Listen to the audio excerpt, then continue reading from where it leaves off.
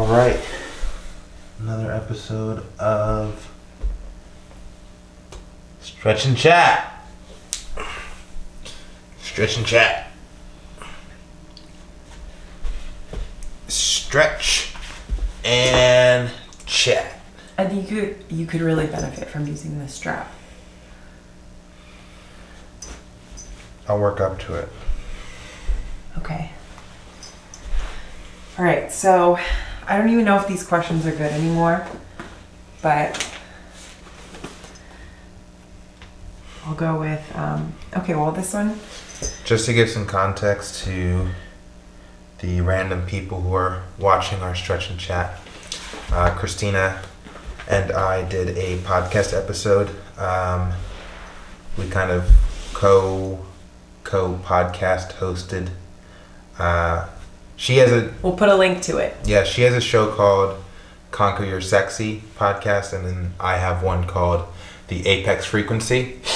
So she had a list of questions that she never got around to ask me during that episode, and that's the filling you in of that conversation. Okay, now please. Okay.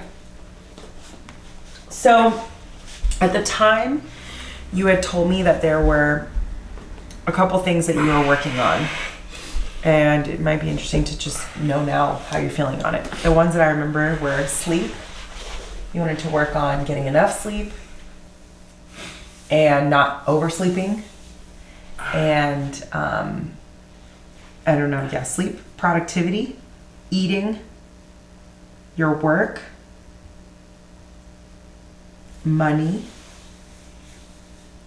empathy, social interactions, extroversion, organization, eliminating substances that don't enhance your greatness.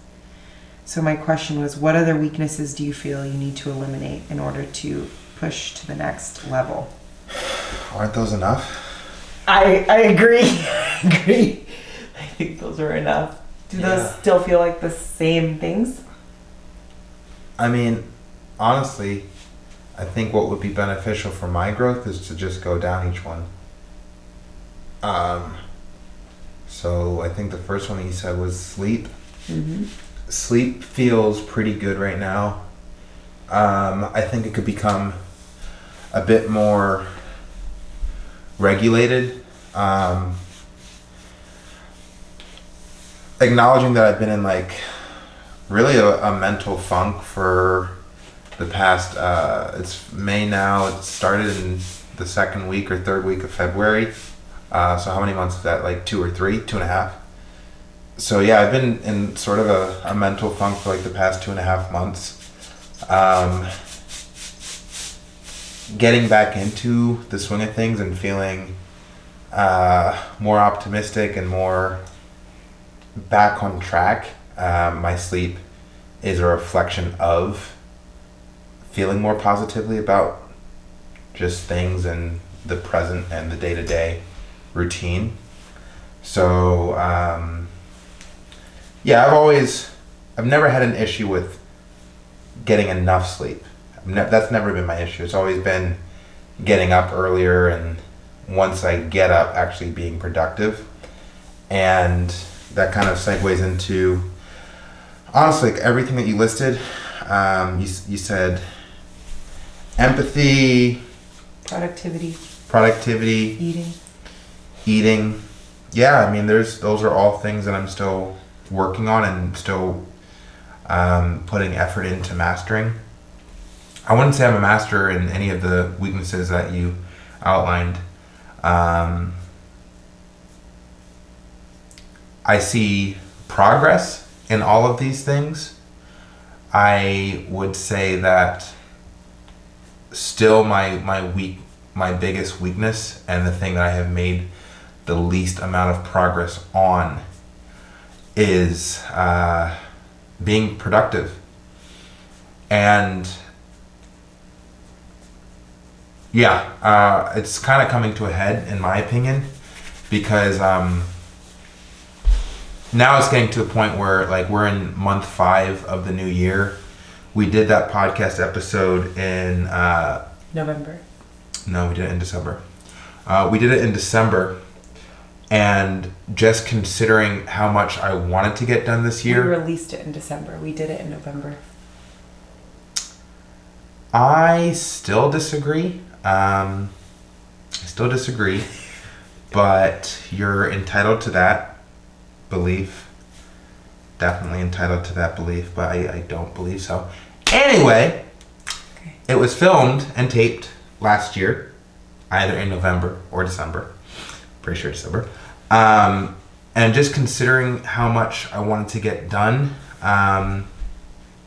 this year in comparison to what I have done at the halfway mark of the year, it's there's no way to describe that. Like, my current patterns do not yield the level of results that I seek, period.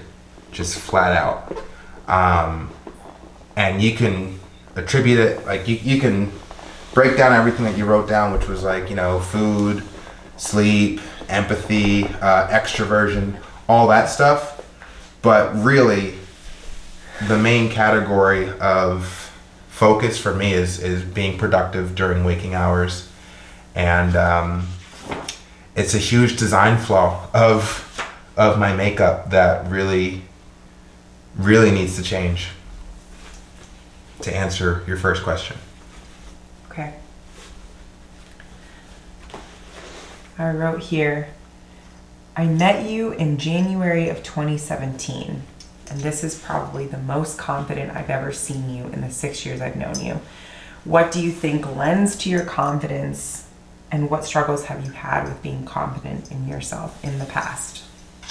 That's a cool question. I've never had issues with confidence. However, I do understand that outwardly I come off more confident. Many people have commented on it within like the past, 6 to 8 months. People have been saying that I appear much more confident. What is it? I think it's an age thing, to tell you the truth. It's weird. I always believed that when I would get to my 30s, it would be like my favorite decade up to date. And it's definitely appearing so. One thing that I consider, I think there was a lot of ambiguity in my earlier years of living, where people would meet me and they'd be confused about my sexuality. They'd be confused about what my identity is just as a whole. People would like whisper behind my back and like try to figure out like, yeah, what's this dude's deal? And I think it wasn't so much that I was confused about who I thought I was.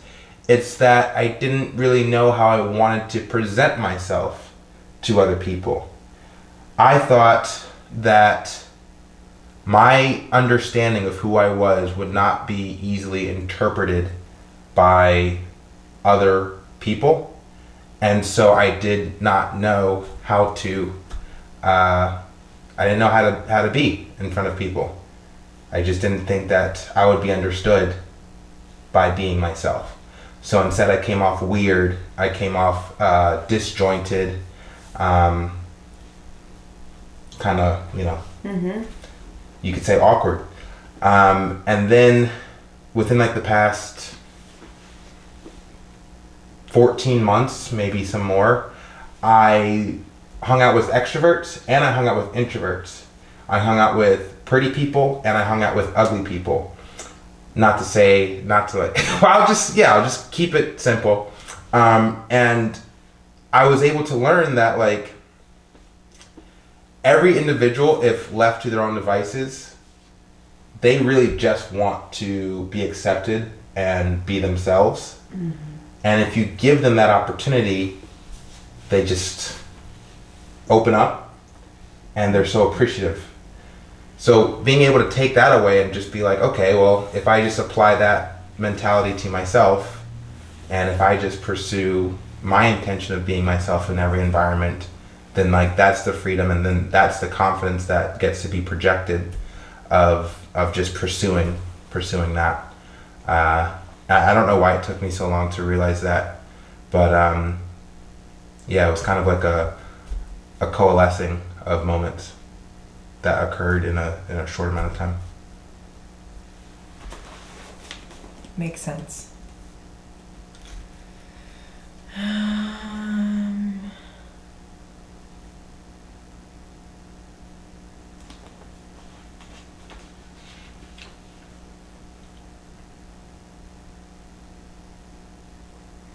I asked what concrete ways can I support you in your goals and dreams. Oh. I wrote what I thought. Okay. Want to hear what I thought? Yes. Being respectful of your time, not having expectations of you, being the best version of myself, and holding you accountable for things that you say you're going to do. That all sounds great. Yeah. I think I need to be more respectful of my time, to tell you the truth. But I love it. Yeah, it sounds good. Mm-hmm. Yeah, in my 100 days group the other day, we were talking about like how can you expect to commit to anybody else doing anything if you can't commit to yourself? Mm-hmm. You know? Mm-hmm. Those commitments are the most important. I wrote, what kind of projects do you see us collaborating on in the future? So that's... I had my ideas. Okay, let's hear yours first. Yeah. Short film, writing, directing and starring in something together, many podcast conversations, helping each other make content in efficient ways, jointed business at some point, creating short form content, collaborate in love and life, pushing the status quo. What's the status quo? Baseline. Normal. Quote unquote. What is normal? That's what we're pushing.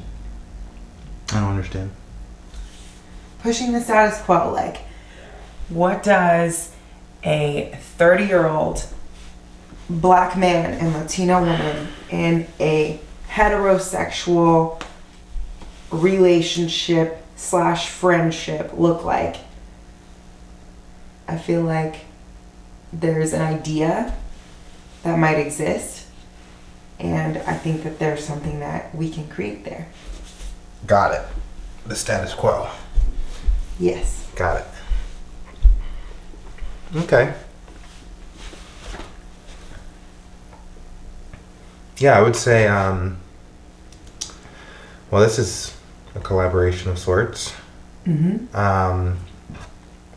Just me personally, I would really like to, for one, I want to be more consistent with content creation. I do experience a lot of satisfaction from making content that's tailored to my interests. But even more so, I want to, I don't want to rush anything, but then at the same time, I do truly want to start getting into like the next phase of my passions or dreams, which is getting a bit more cinematic with the content. And you already know that that's something that I would like to work with you on. Mm-hmm. Acknowledging that it does require a budget and time to actually work on. And I know that you understand that with the way that certain things went in February, how my workload increased unexpectedly. We did have plans to get into something more cinematic that kind of became unworkable due to my own time restrictions and things of that nature. But that's still like something I really, really do want to pursue because, you know, ultimately I came to Los Angeles to make movies. And that dream has not changed in the slightest. So I think the biggest factor is time, because I do think that we could be savvy with resources in terms of getting at least what we had talked about filmed. So I think when your time situation changes, we can make it happen. Yeah.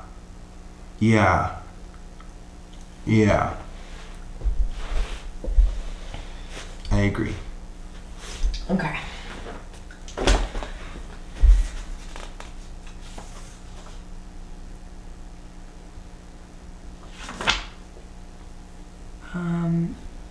I wanted to know what roles confidence plays in your career goals. Career goals and confidence. Let me think about that for a second. I think confidence is so vital to allowing oneself to experience the full spectrum of things that life has to offer. Confidence plays such an important role in your interactions with other people, and it also plays an important role in your own specific pursuits that you have in mind for yourself. For instance, if you want to, if you're passionate about, let's say, anything, basketball, but you don't have the confidence to step on the court and, play against someone or take a shot, then you never really get to experience your full potential without that confidence to try. So I guess to answer your question, sure, it's vital. Confidence is vital in anything. It's not just vital to my career. It's vital to my interactions with people, my interactions with myself. My favorite story about confidence is when I was going through my existential stuff and I was trying to understand who I was and where I was in the world and shit like that. And at the time, I didn't think I had issues with confidence, but I was still questioning the concept of what it meant to be confident. And I was working at a Sam's Club, which is like a Costco, wholesale foods place, right? And I'm like bagging groceries, and this guy comes by, and he's got like this really deep voice, and he's got like a really nice presence, and he's present talking to me, and we're having a brief conversation. And he tells me that he played football in high school and college, and I want to say he also played in the NFL, right? Yeah. And he said that by the time he got to the NFL, everyone was so much bigger than him, because he wasn't really that large of a dude, but he was, he's a man. He was average size, right? And he was just talking about how he gets to the NFL and everyone's so much bigger than him, and it was an adjustment to go from the high school level to the college level to the NFL, the professional level, and each time he kept on having to improve. And I asked him, so when you got to the NFL level, did you have any issues of like uncertainty or insecurity that you were going to be able to like rise up to this issue? Like did you have issues with confidence? And I'll never forget it. It actually changed how I actually moved through the world from this moment. He's taking his stuff and he goes like, nah, never had an issue with confidence. Never. And he just stayed there with me and kept that eye contact, as if to say, you don't need to have an issue with confidence. It's not a requirement. Like part of your growth does not have to include you dealing with developing confidence. You can just have it at all times. You never have to find it. You never have to like grow it. It can just be there and you work with it. And once he kind of said that, it felt like a door was opened. And like I said, prior to the conversation, I didn't have issues with confidence. But that moment solidified my understanding. I don't have to question it.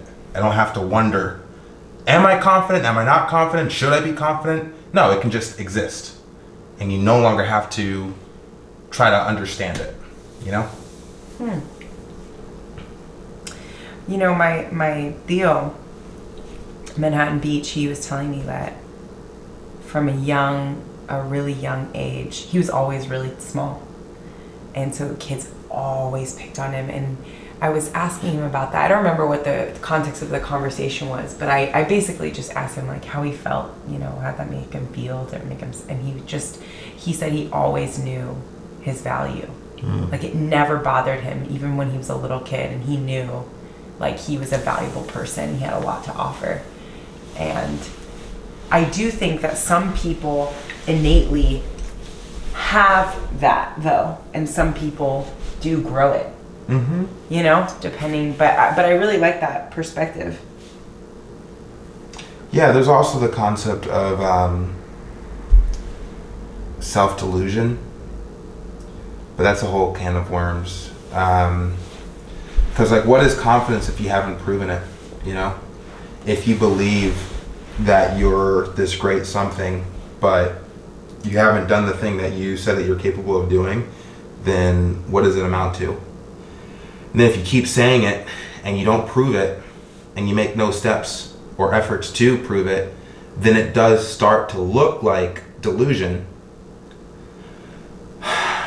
And in that category, I still do exist in, where I teeter between confidence and delusion.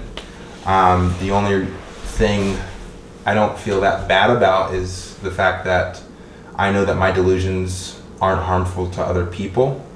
But now I'm at the point where I ask myself, are my delusions harmful to myself?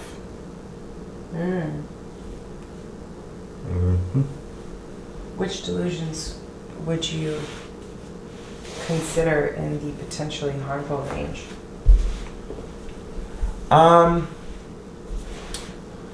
think the harmful ones are only just now being worked out, and those relate to everything just going the way that it should.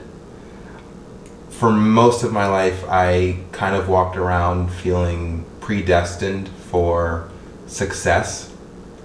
And the thing about predestination is it's written. You don't have to do anything, you know? You kind of just walk the path, and then all of a sudden, all the things that are supposed to happen to you in order for you to actualize the things that you have in your head just happen. And it wasn't until it's still like that understanding is still getting washed away, because it's so deeply rooted in my makeup. Just my mental framework is just like, no, I'm meant to be great, and greatness is who I am, and it's just going to happen. My greatness just evolves, and it gets shown, and everyone sees it, and I see it, and it's just actualized in reality. Whereas the thing that I'm just hitting me like a truck is just, it really doesn't happen unless you actually change and work and put in effort, which is not something I've never had to put in effort for anything ever in my entire life.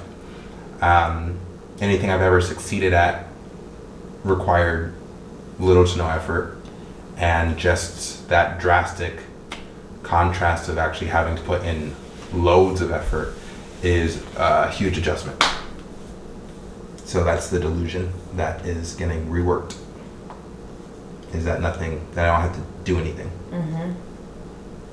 Yeah, I think what I always learned about destiny from the Bible, which, you know, interesting sight, it's just kind of what's in me because I learned it from so young, is that like all of us kind of have this path that's kind of already predetermined, but you can always walk off of it. It's not something that you're automatically on, and that walk is not necessarily easy. Like we always, I think people picture it as like this straight line. But I always learned that destiny, it is there. But you have free will.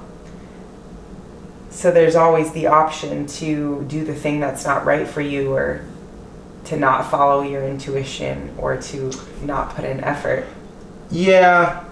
And, you know, I agree with all that. I think the thing that has been a little bit difficult for me was the realization, because I always thought that if you just keep it simple and just walk the path, just don't let yourself fall into, you know, if there's a fork in the road and you can see that fork is like really dark and, you know, is stormy, and there's a wolf howling off in the distance, and you think you see something in the shadows that looks really dangerous, and then on the other side is like bright, sunshiny, and, you know, it's like the yellow brick road. When you're at that fork, you go down the yellow brick road, you go down the sunny path, because that leads you to the destination that you want to get to, you know, because your intuition is telling you this is obviously the healthier choice, right? So I always believed that, like, it was just that simple. What I didn't understand until, honestly, very recently is that even when you're walking down the right path, there's still there's still a whole lot of effort that I just didn't comprehend. I honestly just didn't. Yeah, you thought the walk would be easy. Yeah, I thought you just walk. I honestly thought you just walked. It's like, oh, you're the shit. Everyone knows you're the shit. The universe knows you're the shit. So you just get rewarded from walking the path that you're supposed to walk and making the decision to walk that path. I honestly thought it was just that simple. And maybe the fork isn't always so clear, though. The fork could be just a little side trail. Doesn't necessarily have to have a wolf or be dark and scary and stormy, you know? Yeah, I mean, it depends on how you look at it, because at the end of the day, we're all just sort of living life. So let's say you take a deviation. What does that deviation amount to? Let's say you're in a bad relationship for 4 years and you survive the relationship, and at the end of it you realize that you really should put more attention and focus into your passions, because putting attention and focus into a person doesn't leave you feeling fulfilled at the end of the day, and it instead ends up draining you of time and energy, right? Well, how would you have learned that if you didn't have that 4-year relationship, you know? So is it really, did you deviate from the path, or is it also part of your story? You know? I 100% agree with that. Yeah. I think the tragedies are the individuals that allow themselves to get trapped in a path that doesn't serve them at all, that they don't learn or grow from, and that in no way evolves them. So, you know, drugs, you know, it's like if a person becomes addicted to heroin, which is an extreme example, but let's say they become addicted to heroin and they were a great piano player. They had a lot of great potential as a piano player, but instead of nurturing that talent, they get addicted to drugs and their life ends several years down the line and they never really got to truly explore. That would be a true deviation from the path. Mm-hmm. Anything that doesn't end in death and a person's able to grow from, I like to chalk it up as a win, but that's just me. A chance to learn and grow. What do you think about somebody like Mac Miller, who actualized his potential but died so young? What do I think about Mac Miller? I think he wrote his own story. I think he always knew that he had a problem, and he just couldn't grow fast enough to address the problem. I think it's a real shame, and I don't know, like, that's the one death that I'm still, one celebrity death, actually probably the one death period in my life that really does affect me. But I don't really see it ending any other way for him, you know? He would have literally had to change, you know? So that's an interesting one. Yeah, if it wasn't that night, it Mhm. might have been another, you Yeah. know? Yeah. But yeah, that's an interesting one. Okay, my next question was, do you identify with the word sexy? Now more so. Now more so. Like, do you ever think that about yourself? Like, I look sexy? Yeah. Yeah. Like I said earlier, like I always thought that my 30s were going to be my like the best version of me, and I'm definitely getting the type of reception from the rest of the world that I always thought I should be getting. But I understand that I was confused, and people all they saw was just confusion. Like, yo, like, you know. I think once I was able to kind of get comfortable with my understanding of myself and how I am interpreted or received by other people, that's when it really kind of settled into itself. So yeah, I mean, I had a coworker. He's getting divorced, right? He's only been with one woman for his entire life, mother of his kids, stuff like that, right? Now he's getting divorced and he's back in the dating pool, and he asked me for dating advice because around the office I'm like known as like something of a ladies' man or whatever, right? And I say to him, I don't really have much advice to give you because the way that I typically pursue women is I don't really try with women that I don't think I have a chance with.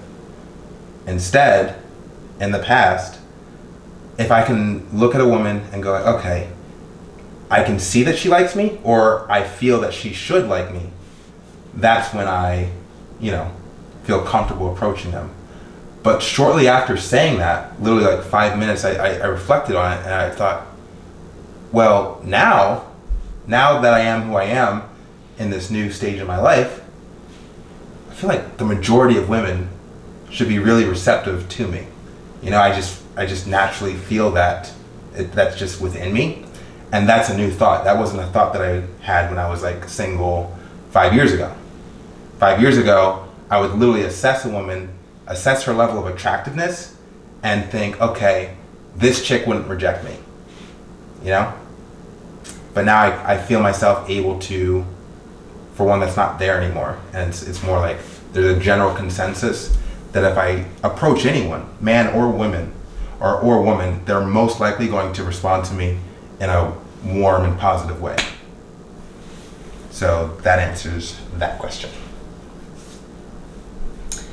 Do you ever feel like you're sexualized specifically because you're a black man? No. Never. Never. I never think about being a black man. Honestly, if you want to like... So girls have never said, oh, I love black guys to you? I've heard you tell me that. Yeah, but I just don't document it in my head. But you've talked about it to me. Yeah, that might just be like... I'm not keeping track. I don't have like a list. Okay. Okay. I would say that if I'm gonna be objectified, let it be for like the physique, because like at least work was put in, as opposed to just being like a black man. To me, that's like so low on my list of how I identify myself. I understand that I am black and am a man, but that's not the thing that I wake up being. My identity is so much more personalized. So the concept of someone sexualizing me for that identity, it means very little to me, It'd be like someone sexualizing me for like, let's say I'm wearing a blue shirt and they approach me like, I love men that wear blue shirts. Doesn't mean anything to me. I'm just wearing a blue shirt, Now, am I going to have sex with you? Maybe, based on how I feel about you, but I'm not going to remember. The only reason I'm having sex with this person is because they like my blue shirt. I'm just going to enjoy the experience that was presented to me. So you prefer not to be sexualized because you're a black man? It's not a preference. I just don't care. It's low on your totem pole is what you said. Yeah. It's not a preference though. Like, if someone were to sexualize me, I would prefer sexualize me for the You physique. just use the word prefer. So that's a preference. I don't care. I really don't care. But if you were to sexualize me, Okay. let it be for the physique and not the fact that I'm a black man. Because... So you would prefer to be sexualized for your physique Yeah. versus a black man? Yeah. Okay. But I really don't care. Okay.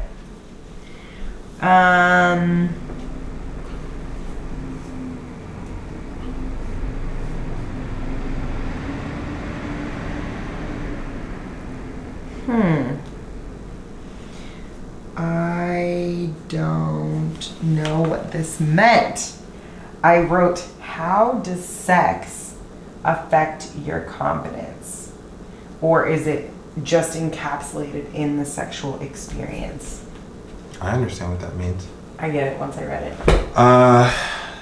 Yeah. So when I was still trying to figure out how to talk to women, which is still something that's being ironed out, I always knew that if I can get the woman in bed and have sex with them, then like the dynamic completely shifts, you know? I recognize in something that you know is that I typically mated with women that I thought were kind of like, on like a scale of attractiveness. I typically felt that I was dating below my level of attractiveness, for whatever reasons, low-hanging fruit, that's the best way to describe it. And then in the times that I would have sex with a woman that I felt was on the same scale of attractiveness or higher, I always knew, I'm coming off uncomfortable. I don't feel like I'm in a position of power in this dynamic until the sex occurs, at which point I feel much more comfortable, much more confident with this person because they got to experience my skill in the bedroom. Okay. So then after the sexual experiences happen, that confidence remains with Yeah. that person. Yeah, because then they know. But it doesn't bleed into a new person. So let's say you have a person where you're like, oh, I feel uncomfortable in this dynamic because they're not low-hanging fruit. You have a good positive experience. They see your skill. That doesn't bleed over into the next attractive woman. You know what? Logically, that would make the most sense to a younger me. But in my 20s, I honestly I couldn't convince myself that women just wanted sex from me, like attractive women just wanted sex from me. Instead, I had this preconceived notion based off of media and entertainment that I consumed that attractive women want more than what I have to offer.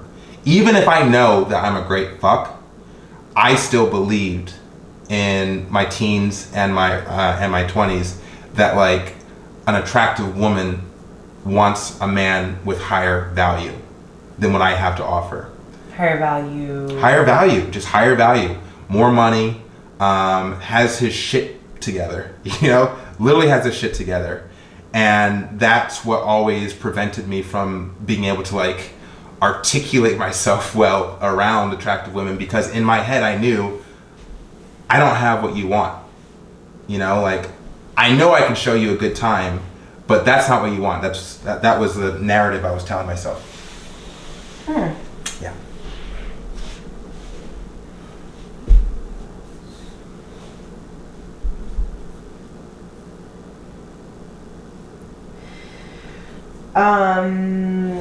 I wanted to know more about the apex of all alphas, the title, where that comes from, how you feel about it now. Yeah, my friend actually gave me that title.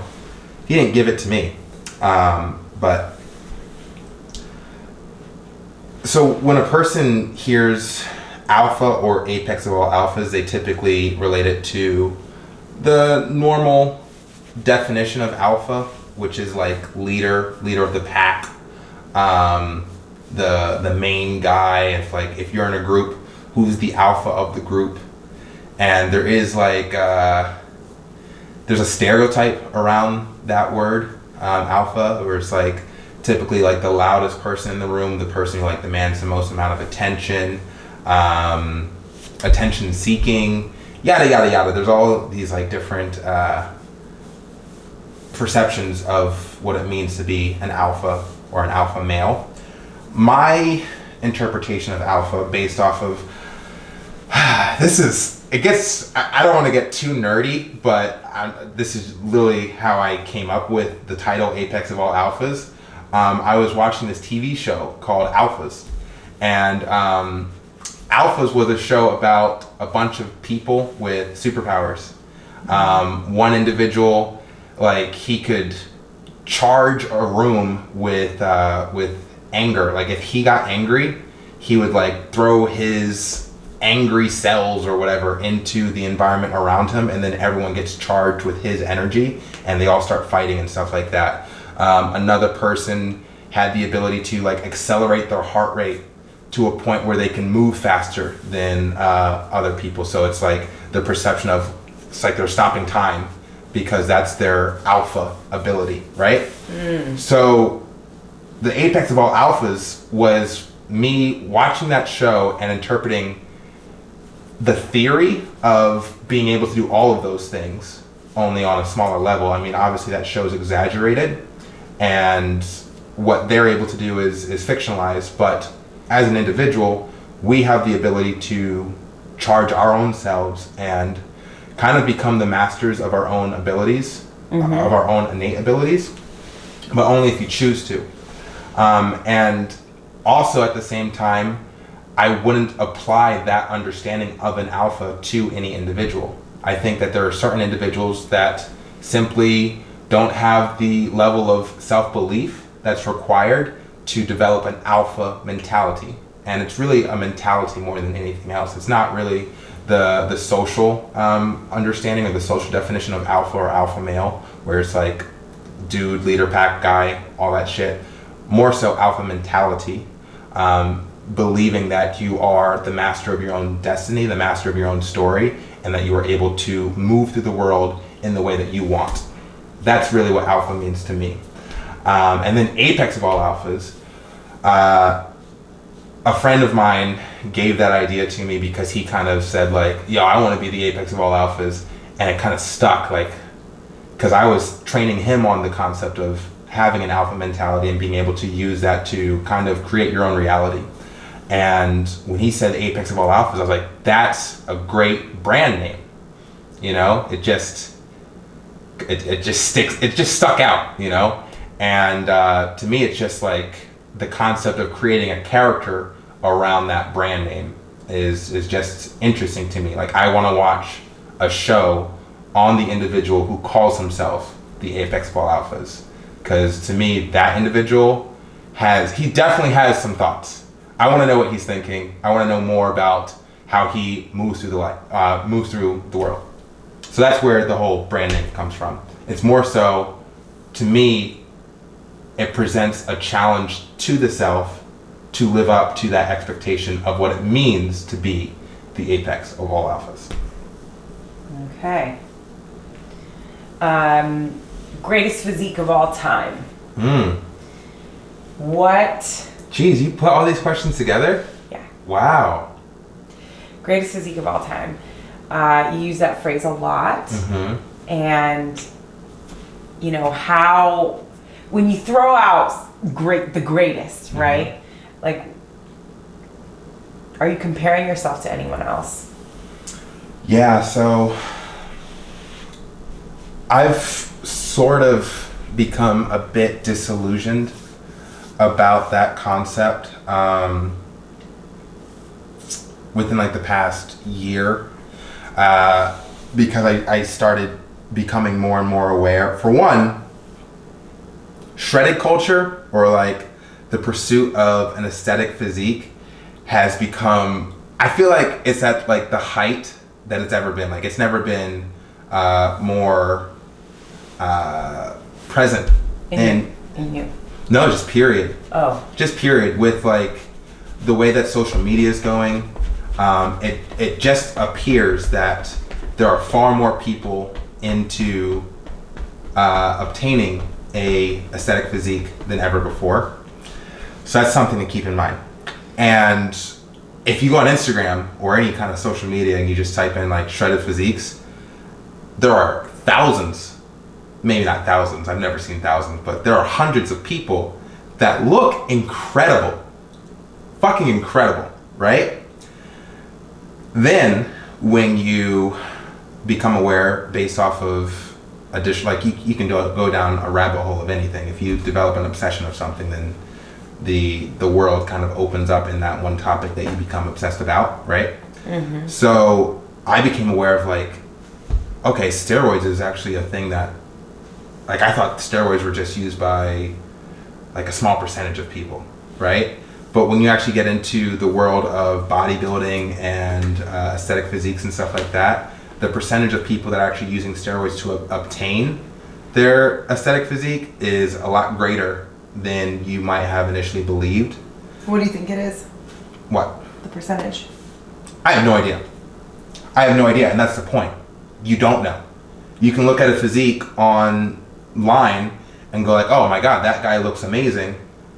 I have no idea what they're doing to obtain that physique. I don't know if they're doing steroids. I don't know if they're natural. And when you actually get into the culture, the amount of like, there's a whole thing of like natty or not, or fake natty. What's that mean? So if a person gets like really famous, and the only reason that they're famous is for having a great physique, which is completely possible in this day and age. You can just be famous for having a great physique. Jeff Seed is an example. David Lade is an example. So you get to a height of fame and virality where everyone knows you. Mm-hmm. Then the next thing that happens naturally is that people start saying, oh, fake natty, which means that he obtained his physique in a non-natural way. He took steroids to get there. What is natty? Natural. Oh. Fake natty or not, right? So, yeah, so like now it gets to the point where even if an individual is natural and obtained their physique a natural way, people are questioning it. Yeah, people are questioning it. And it really gets like quite elaborate, because if the individual fights it, they go like, oh, well, here are my blood tests, and just from taking a look at my blood test, you can see that my testosterone's at this level and it never dipped and yada yada yada. But then you like it's ridiculous. It really is ridiculous. Just the amount of like, if you don't want to believe that someone's natural, then you're going to find a way to say that he's not natural, no matter what they tell you. And the perception is that like nobody really wants to give credit to someone who claims that they're natural if they look too good. If they look so good, like they don't get the credit for doing that in a natural way, which is unfortunate.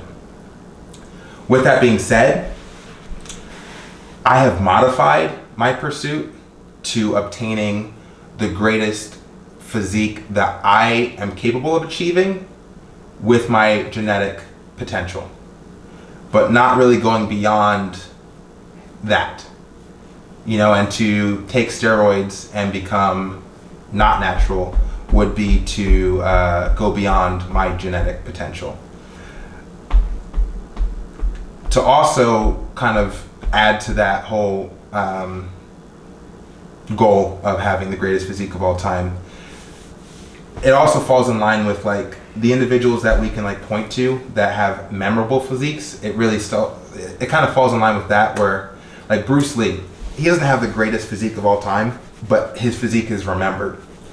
Ronnie Coleman, pretty much the greatest Olympic bodybuilder of all time. He gets remembered for his physique and what he was able to accomplish with his physique.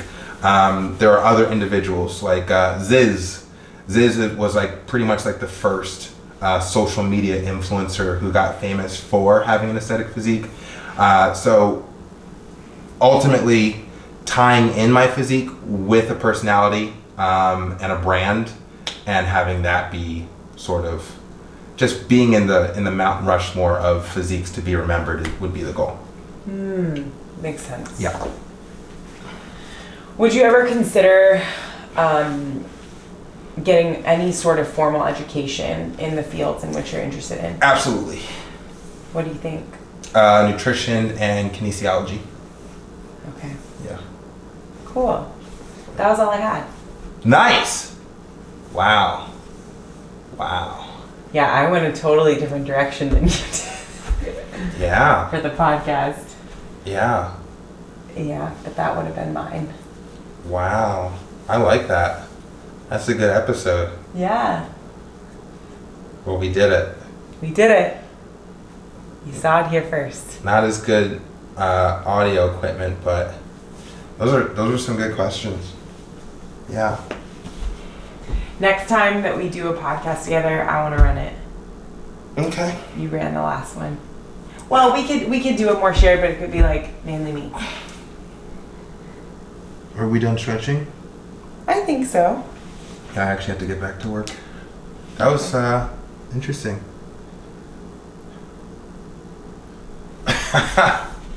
Cool. Well, like and subscribe if you're still watching. What is it? 51 minutes in? That was a whole podcast episode. Yeah.